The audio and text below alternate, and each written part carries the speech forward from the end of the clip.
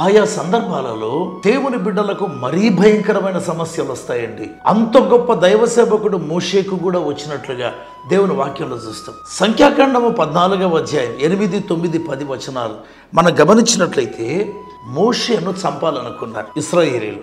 రాళ్లతో కొట్టి చంపాలనుకున్నారు. ఎంత భయంకరమైన సమస్య అండి. అందుక దేవుడు పిలిచింది, అందుక పరిశుద్ధాత్మ అభిషేకం, అందుక మండుచున్న పొద దగ్గర కలిగిన ఆ మహిమాన్విత దర్శనం, అందుక సీనాయి పర్వతం కంపిస్తూ ఉండగా దేవుడు తన మహిమతో దిగి వచ్చాడే.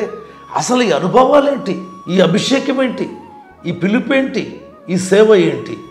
చివరికి ఇశ్రాయేలీయులు రాళ్లతో కొట్టి చంపాలనుకున్నారంట. సమస్యలు ఎన్నో రకాలండి. అయితే చనిపోయే అంత సమస్య అంతకంటే మించి ఏముండదు కదా, భయంకరమైన సమస్య. అది కూడా కాదు, ఇశ్రాయేలీయులు రాళ్లతో కొట్టి చంపాలనుకున్నారంట. ఎవరి కోసం శ్రమించాడు, ఎవరి కోసం సేవ చేశాడు, ఈరోజు అతడు చంపబడేదానికి ప్రజలు సిద్ధమవుతున్నారు అంటే ఏం చేయాలండి? అయితే ఎందుకింత పెద్ద సమస్య, ఎందుకింత వేదన, ఎందుకింత టెన్షన్, ఎందుకు మోషే ఇంత ఒంటరితనం? బైబిల్ చెప్తుంది, ఎప్పుడు ప్రజలు రాళ్లతో కొట్టి చంపాలనుకున్నారో సంఖ్యాకాండము 14:10 రాయబడింది, దేవుని మహిమ ఇశ్రాయేలీయులకందరికీ కనిపించింది. ఆమె ఎందుకండి ఇంత సమస్య? టెన్షనే మోషేకు, భయంకరమైన నర్వ్ బ్రేకింగ్ టెన్షనే.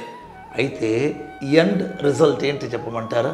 ఇశ్రాయేలీయులందరూ ఎవరు చంపాలనుకున్నారు, ఎవరు రాళ్ళు పట్టుకోవాలనుకున్నారు, వాళ్ళందరూ ఇశ్రాయేలీయుల దేవుని మహిమ చూశారు. దాని నిమిత్తమై మోషే ఈ టర్మాయిల్ గుండా వెళ్ళాల్సి వచ్చింది. నీ జీవితంలో ఏ సమస్య అయినా భయపడవద్దు, మన దేవుని మహిమ ప్రత్యక్షమవుతుంది.